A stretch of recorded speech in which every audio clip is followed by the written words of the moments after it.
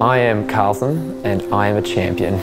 There you go, sorry, that's probably really cheesy, but I'm studying at the moment to be a teacher, but I also really want to be a politician.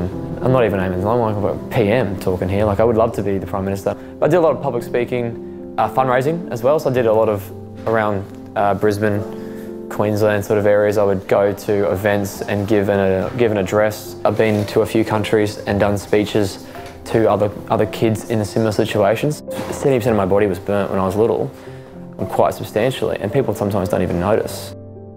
Just sitting in the kitchen, being a 7-month-old child, exploring, trying to crawl out of, get around, do my own thing. And unfortunately, I have grabbed the deep fryer and it's fallen on top of me. So it was hot oil, boiling hot oil, both my arms, my legs, my chest, very badly burnt.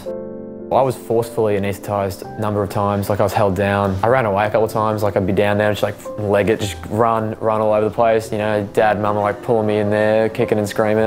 I usually had to prepare myself mentally, we'll go into hospital, they'll be like, all right, so when do we want to get it done? A couple of weeks time, whatever, we'll book it in, no worries. I went in one day and they said, we can take you in right now. And I said, whoa, no way, I'm not ready for this at all. So what I did was I grabbed some Nutri-Grain and I just ate it. I'm like, you can't take me in now, I've eaten food, can't do it. Of course they didn't care, they took me in anyway. And I was sick afterwards because I meant to eat.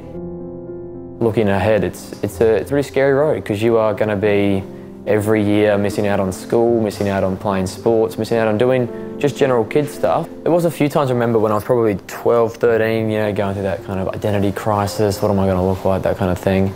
Where I had a couple of splints on. To paint the picture properly, like it's not like just a splint that goes to your arm, you kind of just like, chilling down here. It's like a splint that goes all the way, so you're walking around like this, just sort of waving your arm around. And I didn't like people looking at me, like I thought it was really weird.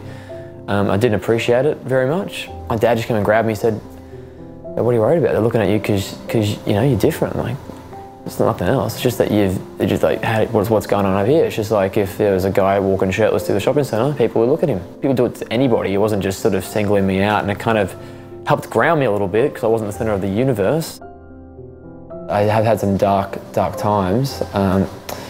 I think what really pulled me out of it was just something my dad said to me, and he just said that I love you no matter what you do, and all you need to do is do your best. At Coles, I did a bit of night fill work, and I found that I had a bit of trouble doing that because my fingers got a bit sore, ripping boxes open, and I had to change departments.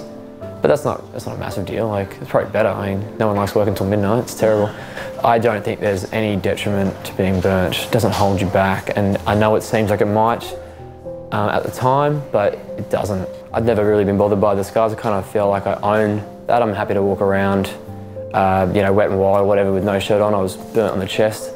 And to me, it's almost like a symbol of victory. Skin deep at the end of the day, like it's skin deep. People don't even really realise sometimes, because I'm just so out there and just doing my own thing, they don't even really sometimes pick up that I am burnt. I'm not shamed or embarrassed about where I've come from and what I've done. Quite the opposite, I'm very proud of myself. For one, I've survived an accident, I've owned that accident, and I've become a better person because of it. Wouldn't change it. Easy for me to say now, I'm almost finished, but tell you what, like, you don't think that you'd ever go back to this normal state, but it really does. Like, people, if anything, look at you in a different, more respectable light, like you're a survivor, you're a warrior, you're a fighter.